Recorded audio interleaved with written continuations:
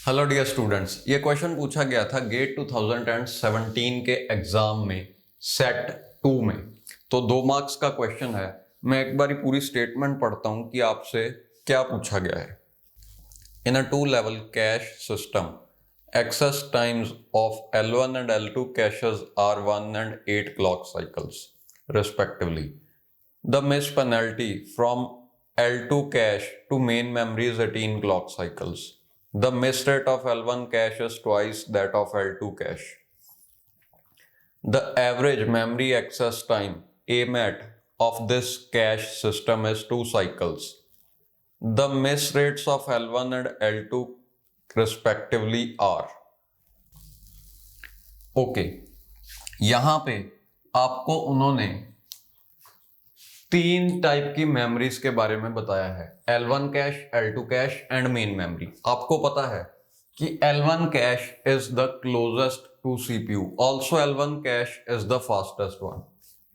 यानी कि यहां पे CPU है, सबसे फास्टेस्ट L1, फिर L2, फिर मेन मेमोरी। ओके, नाउ ये जो चीजें हैं, ये 8 और 18 क्वेश्चन में जो आपको बताया गया है, ये हैं पेनल्टीज, यानी कि एक्स्ट्रा। पेनल्टी का मतलब है आपको कितना एक्स्ट्रा टाइम लग रहा है। इन केस जब L1 में मिस हो रही है, आपको 8 क्लॉक साइकिल्स एक्स्ट्रा लग रहे हैं, ऊपर से 8 क्लॉक साइकिल्स लगेंगे।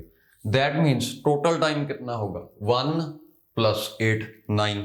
ओके, यही रीजन है कि यहां पे हम हायरार्किकल एक्सेस या हायरार्किकल वो फॉर्मूला जो एवरेज मेमोरी एक्सेस टाइम का फॉर्मूला है, वो हायरार्किकल एक्सेस वाला यूज करेंगे। वो पेनल्टी वर्ड जो क्वेश्चन में गिवन है उसकी वजह से।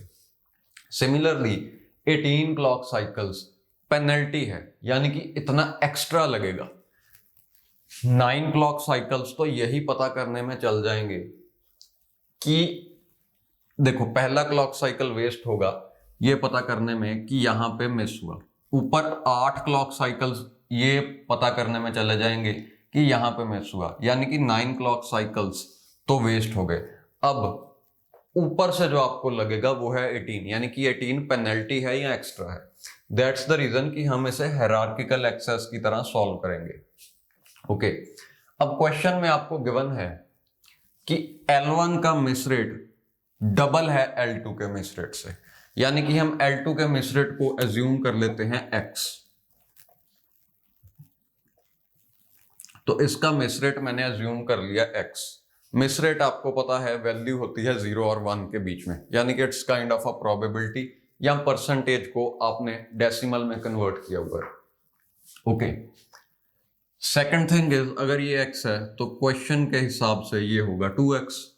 अब आप इनके हिट रेट्स भी कैलकुलेट कर लो, यानी कि 1 - प्रोबेबिलिटी ऑफ मिस,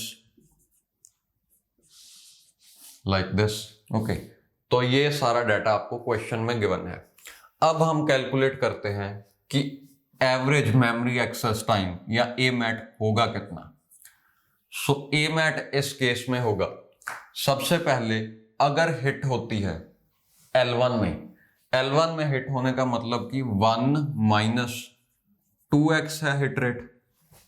तो इस केस में आपको कितने क्लॉक साइकिल्स लग रहे हैं रिक्वायर्ड वर्ड फेच करने के लिए, सिर्फ 1 क्लॉक साइकिल। ओके, बट अगर यहां पे मिस होता है तो पहली बात तो मिस होने की प्रोबेबिलिटी है 2x, यानी कि अगर L1 में मिस हुआ तो वो इतने केसेस होंगे या इतने परसेंट केस होंगे। उस सिनेरियो में 2 चीजें हो सकती हैं, L2 में मिस हो सकता है या L2 में हिट हो सकता है। अगर L2 में हिट हुआ तो उसकी प्रोबेबिलिटी है 1 - x, यानी कि L1 में मिस हुआ और L2 में हिट हुआ। ओके, इस केस में कितने क्लॉक साइकिल्स लगेंगे, 1 + 8, है ना। बिकॉज 1 क्लॉक साइकिल तो यही पता करने में चला जाएगा कि L1 में मिस है, यानी कि 2x। ओके, फिर 8 क्लॉक साइकिल्स में हम वो वर्ड L2 से फेच करेंगे, क्योंकि L2 में हिट हो गया 1 - x, तो 1 + 8, बिकॉज 9 क्लॉक साइकिल्स आर यूज्ड। अब बचा केस, यहां पे मिस हुआ और यहां पे भी मिस हुआ, यानी कि 2x and x, 2x into x, और क्लॉक साइकिल्स लगेंगे 1 + 8 + 18। 9 क्लॉक साइकिल्स ये पता करने में लग जाएंगे कि पहली दोनों लेवल्स ऑफ मेमोरी में मिस हो गया।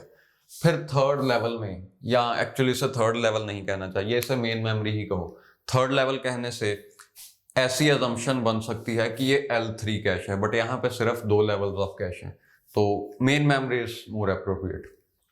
ओके, तो 18 क्लॉक साइकिल्स उसके बाद, यानी कि 9 क्लॉक साइकिल्स के बाद 18 क्लॉक साइकिल्स ऊपर से लगेंगे मेन मेमोरी से डाटा फेच करने के लिए, which can be considered as a penalty here. Okay, now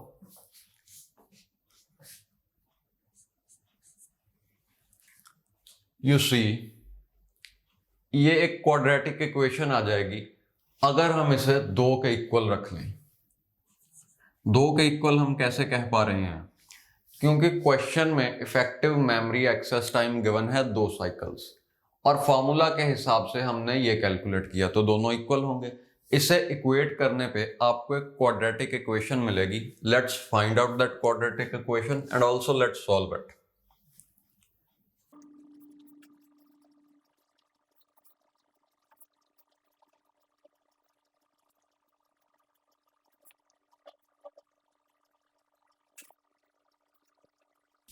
This is the quadratic equation that we are getting upon solving this. यानी कि इस क्वाड्रेटिक का जो पॉजिटिव रूट होगा वो हमारी वैल्यू होगी x की। x हमने मान रखा है मिस रेट ऑफ L2, यानी कि इस क्वाड्रेटिक को सॉल्व करने पे आपको मिस रेट ऑफ L2 पता लग जाएगा। 2 से मल्टीप्लाई करो, मिस रेट ऑफ L1 भी पता लग गया, यानी कि आपका आंसर आ गया। ओके, तो क्वाड्रेटिक फॉर्मूला अप्लाई करो। यहाँ पे क्वाड्रेटिक फॉर्मूला होता है -b + -b² - 4ac divided by 2a। तो b यहाँ पे है 16, दैट मीन्स -16। मैं एक्चुअली पूरा सॉल्व करके वीडियो को तेज कर दूंगा और पूरा सॉल्व कर रहा हूं।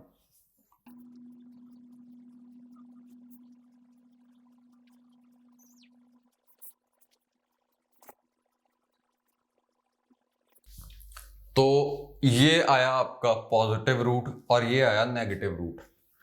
अब प्रोबेबिलिटी या परसेंटेज कभी भी नेगेटिव नहीं होती, so this root can be rejected. Okay, यानी कि आपका आंसर है 20 - 16, यानी कि 4/72। 4/72 is value of x and 4 divided by 72 is 0.05। तो x की वैल्यू है 0.055, रादर 5555 सो ऑन, ये जाता जा रहा है।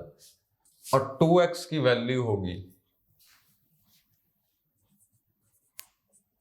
0.111 सो ऑन। ओके, तो ऑप्शंस में देखो,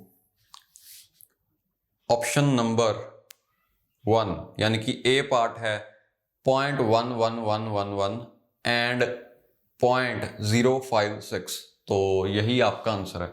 अब एक चीज का जिसका आपको ध्यान रखना पड़ेगा वो है कि किस ऑर्डर में आपसे पूछा जा रहा है, यानी कि पहले 2x पूछ रहे हैं या पहले x पूछ रहे हैं।